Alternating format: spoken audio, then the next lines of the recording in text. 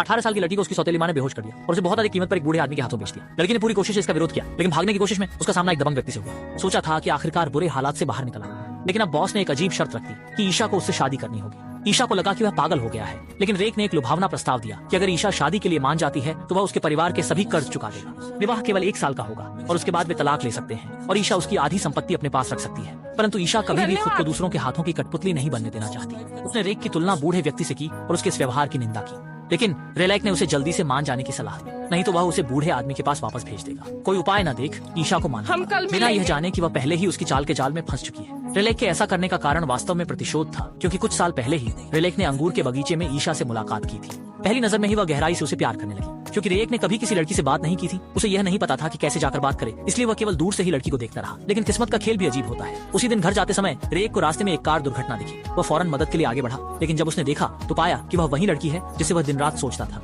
Rake ने ईशा को अस्पताल पहुंचाया, लेकिन दुर्भाग्यवश जागने के बाद लड़की की दोनों आंखों की रोशनी चली गई और उसे ठीक होने के लिए लंबी चिकित्सा की आवश्यकता थी। लड़की की मदद करने के लिए लेक पूरे दिन उसके साथ रहा। दिन ब दिन की बातचीत में दोनों की भावनाएं भी धीरे धीरे गहरी होने लगी। लड़की उम्मीद करती थी कि जब वह ठीक होगी तो पहली नजर में वह लेक को ही देखेगी, और रेक ने भी चुपचाप तय कर लिया था कि जिस दिन वह दिन आएगा वह घुटनों पर बैठकर लड़की को प्रपोज करेगा। लेकिन हकीकत ने रेक के साथ एक मजाक कर दिया। जब वह खुश होकर अंगूठी के साथ प्रपोज करने के लिए तैयार हुआ, तब उसने देखा कि लड़की किसी दूसरे आदमी के साथ गले मिल रही है।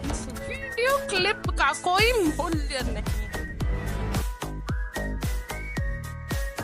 आदमी का दिल अचानक टूट गया। उसकी सच्ची भावनाएं आखिरकार एक कुत्ते के लिए ही थी। कुछ सालों बाद वो सोच भी नहीं सकता था कि ईशा फिर से उसके हाथ में आ जाएगी। अजीब बात यह थी कि ईशा जैसे उसे पहचान नहीं रही थी, लेकिन फिर भी रेक उसे छोड़ने का इरादा नहीं रखता था। अगले दिन, दूसरे दिन जब ईशा जागी तो उसने देखा कि कमरे में कोई नहीं है। उसे फिर से भागने का विचार आया, लेकिन रेक पहले से तैयार था। उसने चोर को पकड़ने के लिए चिल्लाया और कामगारों ने जल्दी ही ईशा को पकड़ लिया। तभी रेक ने उसकी पैंट की जेब से एक हीरे की अंगूठी निकाल ली। ईशा को तब समझ में आया कि उसे फिर से फंसाया गया है। इस तरह रेक ने ईशा को फिर से पकड़ लिया और अपने आदमियों को उसे खड़ी निगरानी में रखने के लिए कहा, क्योंकि 3 दिन बाद दोनों की बड़ी खुशी का दिन है।